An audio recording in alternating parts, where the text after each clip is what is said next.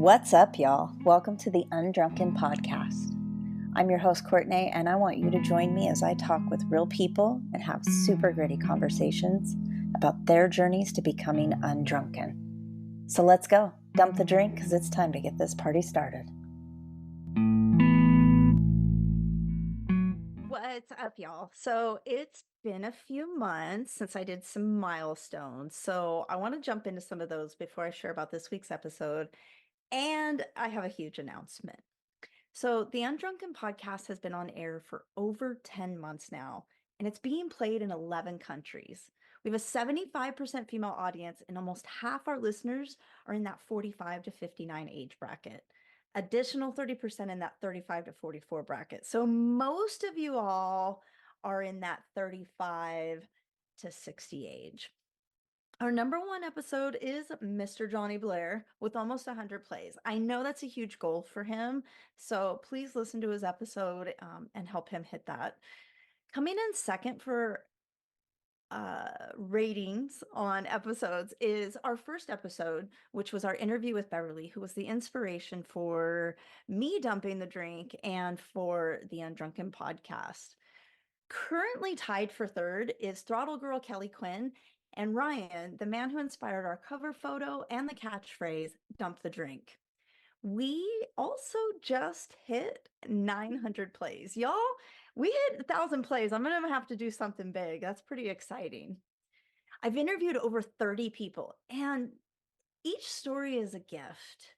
I really am just so honored to share these with you. It's a humble honor to be the steward of these stories. And honestly, before this week, I was ready to put the podcast on the shelf. I was working on planning my exit because it's a lot of work and I'm just kind of been like losing steam. But then two things happened. Well, three things happened as of a couple minutes ago, but two things happened this week that I want to give credit to my friend Morgan Henley. Morgan, brother, my friend, you shared your episode and the comments and the feedback really just like put some pep in my step. It was very invigorating.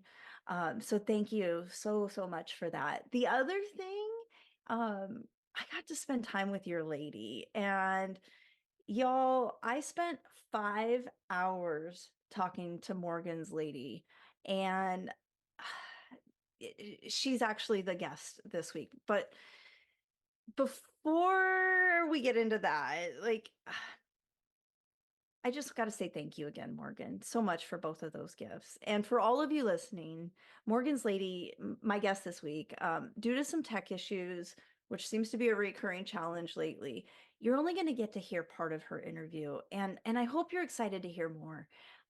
Honestly, for me, any chance I have to spend with this lovely human just makes my heart smile. Heidi is full of compassion and self-reflection and just eager to be her best self. And I love people that I can lose time with like we did. But before we jump into part one of her story, I have a huge announcement. And I don't know if you can tell if you're watching or listening, if you can hear it in my voice, but I am so excited. So I'm not going to fluff this up anymore for y'all. So Curious Elixirs has chosen the Undrunken Podcast to be one of 100 hosts nationwide to throw the Great Curious cocktail party. So this is 100 parties in 100 cities in one night. And I literally just got this news before recording this. So more details to come, but save the date. If you're in the greater Seattle area, this is going to be the greatest booze-free party ever, May 15th. The where and the when will be figured out in the coming weeks. I'm almost speechless. I'm so excited. But stay tuned for that.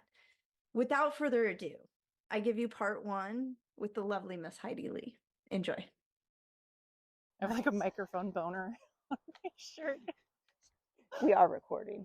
I'm totally including your microphone boner in there. Good. It'd be a shame if you didn't. All right, so my first live walking interview, I'm with Heidi Lee. Hi. And Heidi, how do we know each other? We know each other, I think, just from the South Fork. Yeah. Is that where we met? Yeah, we met at South Fork during music nights. Yeah, because my boyfriend, Morgan Henley, books music there. And so you met Morgan first originally, because I'm kind of a homebody. I don't go out. I don't make as many appearances as he does. So you met him first, and then he introduced us. Yes. Yeah.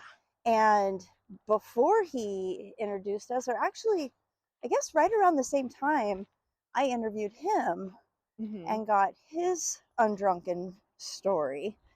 And that was when he told me about you. And then I got to meet you. Yeah, that's right. Which was amazing. Yeah. And I just listened to his episode just a couple weeks ago after you released it. And it was interesting to me and how different our sobriety stories are. Like, they're so connected to each other, but so separate and so different at the same time. Let's start there. So his story, his take on events, pretty accurate. Okay, when I was listening to it, I was cracking up because he would say certain things about like, oh, and then this happened, and then she said this, and I'm like, no, I fucking didn't. Not how I remember it. And I couldn't tell you exactly what part now. But yeah, I was laughing during that episode. That's amazing. So, okay. How long since you dumped the drink? So I got sober June 19th of 2021. So my sobriety birthday is Juneteenth, which is kind of cool because it makes it easy to remember. Not like on purpose, it just happened to be the day. So this was after Morgan and I had broken up. Okay. Yeah, so I had a different partner that I was dating at the time. And yeah, and like completely different set of like life circumstances at the time. And your partner at the time, did they drink? Yes. A lot. Was that part of your decision to not drink? No. I think it definitely played a role in the events that led up to my sobriety. I just told you when we were at your house earlier that I had zero intention of getting sober. When I did, I was having some medical issues at the time and thought I was having like gastrointestinal issues. I actually had a specialist tell me that he thought I had Crohn's disease. And so I was going through elimination diets thinking that, oh, maybe I'm lactose intolerant, I'll cut out cheese, or maybe it's an alcohol allergy. So I cut out alcohol, I cut out gluten. I was basically on like a raw, like low inflammation diet for weeks. And actually at a certain point, I was eating baby food and like boiled rice because that's all that I could keep down for a while. Long story short, this was during 2021, summer of 2021. And so COVID was still weird. There was a lot of missteps. I think that all happened in your medical care? Yeah, in my medical care, between my primary care doctor. She sent me for an ultrasound, and like the ultrasound technician didn't get a clear picture. And it was just like one thing after another. And ultimately, it was a UTI. It was a UTI that was not properly diagnosed and was left untreated for 6 to 8 weeks. Wow. Until it developed into like a severe kidney infection. Yeah, and my doctor at the time, my first initial appointment with her, she gave me a pregnancy test because I complained of like abdominal pain. Yeah. And I told her, I've been on the pill since I was 16. Like, I'm not fucking pregnant. But she chose to give me a pregnancy test only and not give me a test for anything else or whatever. Yeah. Which is, in my opinion, so completely negligent. I was going to say, wouldn't it make sense if she was going to test you for pregnancy to test you for STDs? It's you pee in a cup. Right. And then it's just a little dipstick test. Like, all you got to do is just put a little test strip in there, and it would have identified that I had a urinary tract infection, which is incredibly common and like so easy to treat. Yeah. But she just skipped over that. She never tested me for it. Oh my goodness. I went to a GI specialist, told me I likely had Crohn's disease. I had to get a endoscopy, colonoscopy, ultrasound. These are not simple medical procedures. I've had all of these done. These are invasive and time consuming and uncomfortable. Yeah, and traumatic. Like I have this guy, so my body is trying to fight off like a raging untreated infection for weeks. I was bedridden for a while because I just had no energy. I was just so sick. And so I feel like garbage. Like I have an active infection, and this GI specialist is like, oh yeah, you probably have Crohn's disease, which is an uncurable autoimmune disease.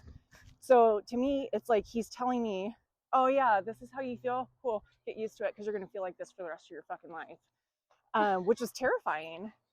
And let me just throw around a life sentence like that. Yeah, it was absolutely terrifying, and it was very anxiety inducing. And were you still drinking at this time? I quit. So I quit like kind of right before this all kicked off. Because I think August of that year was really the worst. So I was bedridden for basically all of August, and I got diagnosed with my UTI in like mid-September, like right after my birthday. And so like I said, I had quit in June. So a couple months had passed before it was finally figured out what was going on. Wow. I quit drinking, like I said, because my physical health had declined and I couldn't keep anything down. I couldn't hardly eat. I couldn't hardly get out of bed. And through that experience, my mental health really declined. At the same time, I was diagnosed with severe clinical depression in mid-September, like right after the UTI was diagnosed, because I finally got on antibiotics, and I was like, thank God I have these antibiotics. I'm going to feel better now. And I took my round of antibiotics and I didn't feel better, and I still could barely get out of bed, and my body was in pain. Like my depression symptoms manifested very physically for me. Yeah. And so it was like body pain, joint pain, fatigue. I just felt like garbage, and I didn't understand why I didn't feel better. And so that's, thankfully, I'd been talking to a therapist throughout this whole situation, and she diagnosed me with severe clinical depression. I was having daily panic attacks. It was not good. Yeah. Right around that time, I actually remember like Googling Fairfax Mental Hospital in Kirkland, because I felt like I was losing my fucking mind, and I thought I was going to have to check myself into like an inpatient mental facility because I thought I was going crazy. Wow. Yeah, it was rough. Wow. Okay, so now it's August. They've figured out what's going on. September. You've done the antibiotics. Mm-hmm. It didn't help. Now you've got the depression stuff. Where do we go from there? And so you quit drinking because of health problems. I mean, I'm guessing there was other stuff. Yes. There always is, right? Yeah, so we're now in September of 2021. As I mentioned, I had been talking with a therapist for about a year at that point. And at this time, like, I'm at a breaking point. Like I said, I'm looking at mental health facilities. Like, I feel like I'm going fucking crazy. I'm done, right? I'm like, I can't continue like this anymore. And every time I would have a session with my therapist, she would obviously ask me, like, how's your relationship? How's it going? And I would lie through my fucking teeth and say, he's great, amazing, best thing that's ever happened to me.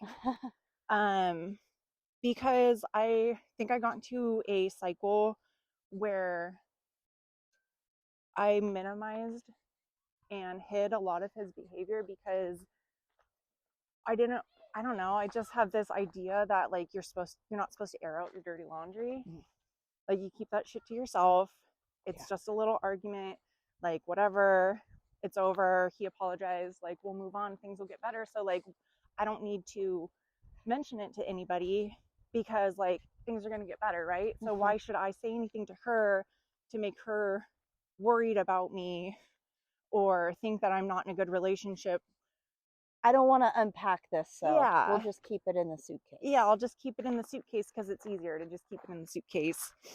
But I couldn't keep it in the suitcase anymore. So I finally was honest with my therapist and told her that my boyfriend at the time was really pretty fucking mean to me, and he would put me down a lot and make fun of me and constantly criticize me for anything and everything I did. So Like you nothing were was still ever with good him enough. at this point. Yeah. You had quit drinking in June. Yeah. Was he still drinking? Yes, he was still drinking. He was doing mushrooms too. And he was drinking a lot. Yeah. Yeah, he would come home and put down a bottle of wine every night. As much as I'm all for the plant medicines, I don't think that sounds very healthy. No, I don't think so either. So you've quit drinking. Yeah. But this boyfriend, this partner, you guys live together? So we had been living together for a couple years at that point. So doesn't sound very supportive if you've quit drinking and having health problems and he's still just tearing through wine and... Yeah. And I remember him telling me that I was ruining his summer that year because he wanted to go camping and go dirt biking and stuff, and I couldn't go with him. And so I was ruining his summer with my medical issues.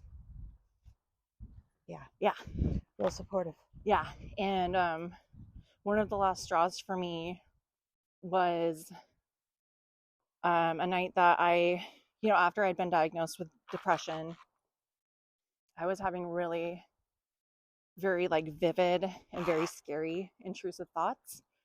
And he is a strong proponent of Second Amendment rights.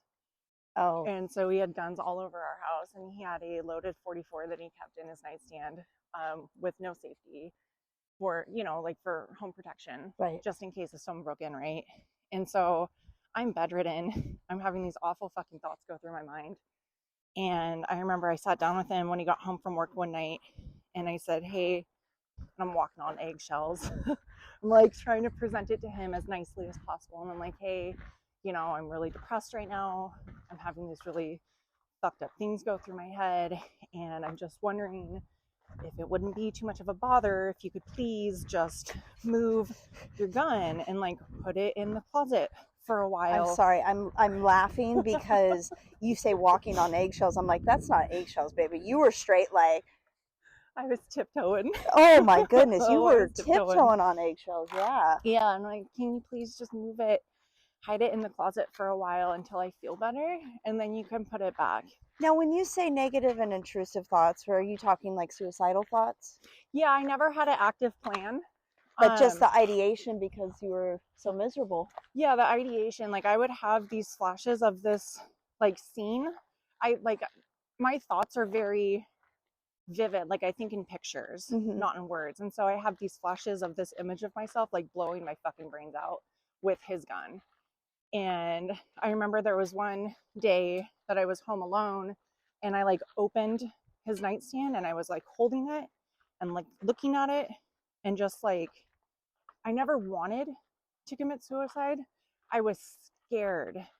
I was just having such intense fear and panic all the time that the idea of a gun being next to me and knowing that could happen, I was terrified. Yeah. And so I don't know, I had this correlation in my head where I was I'm depressed, and people that are depressed commit suicide. So that means if I'm depressed, then I'm obviously going to kill myself. Right. I don't have a choice in the matter, which is obviously not true. But yeah, so I mustered up the courage to ask him to just please put his gun in the closet for a while until I was feeling better, and then he could put it back and everything would go back to normal. Yeah. And I remember he said, guns don't kill people, people kill people. Are you serious? Seriously. That was his response? Yep. He said, it's basically it's my right. It's my house. It's my nightstand. Guns don't kill people. People kill people. If you kill yourself, it's your own fucking fault. Regardless of the fact that I really like Morgan, I am so glad you are not with this guy anymore. Yeah, me too. Wow. Yeah, and that was such a huge, I didn't even know what to say. It was such a huge wake-up call for me that the person I had been with for 3.5 years didn't give a shit about me or my mental health. You ask him to put the guns away, and he says basically, he said, guns don't kill people, people kill people, and if you kill yourself, it's your own fucking fault. wow. Yeah. Because Wow. how dare I infringe on his Second Amendment rights in his own home? Wow. Yeah, that I was so shocked. I just remember sitting there with my mouth open, like I couldn't even think of anything to say. Yeah. I had no response. I don't have anything to say. Right? What do you say to that? Yeah, it was such a wake-up call that this person I had been with for 3.5 years at that point didn't give a shit about me or my mental health at all. He took top priority in everything. Yeah. Well, I mean, and coupled with like, you ruined my summer, like here you are in like this dark, deep pit of despair, and he's just like, shine on. Yeah. I had to get my dog put down earlier that year too, in April. It was April 23rd of 2021. So her 3-year anniversary is coming up. So that was like really emotionally devastating for me at the time too. And so it was just like one thing after another. Like, well, and a lot of times that stuff can set each other off, right? Yeah. You know, it's something happens which triggers you. You said that your emotions definitely come out physically. Yeah. Yeah. Wow. Yeah.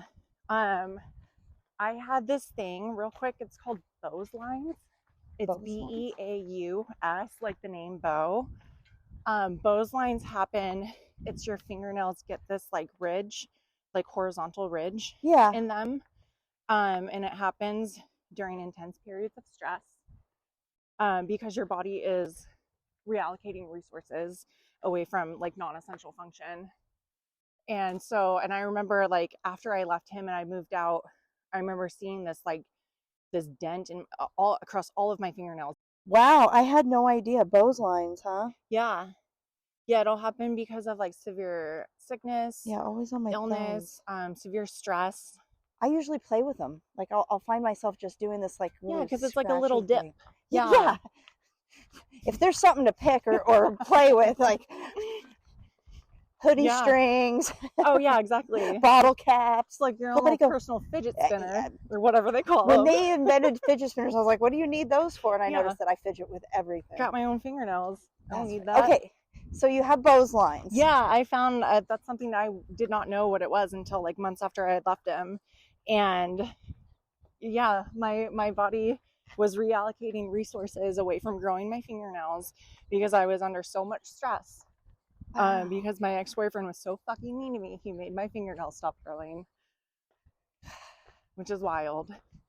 But so this is September, October of 2021, and he's just saying wild shit to me. That's like incredibly inappropriate. I have no support system. I feel like I have the opposite of the support system, where not only is he not supporting me, but he's like actively putting me down and like making it worse.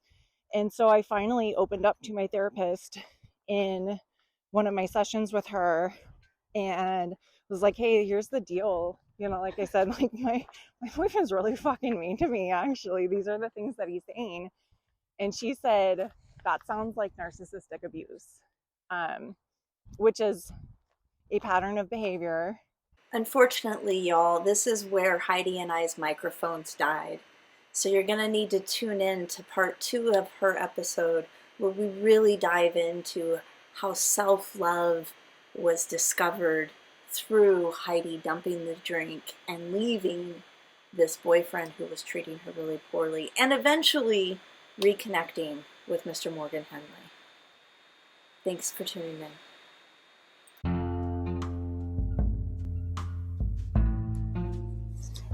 Thank you so much for joining me. I look forward to sharing more with you as we continue to explore being undrunken together with friends.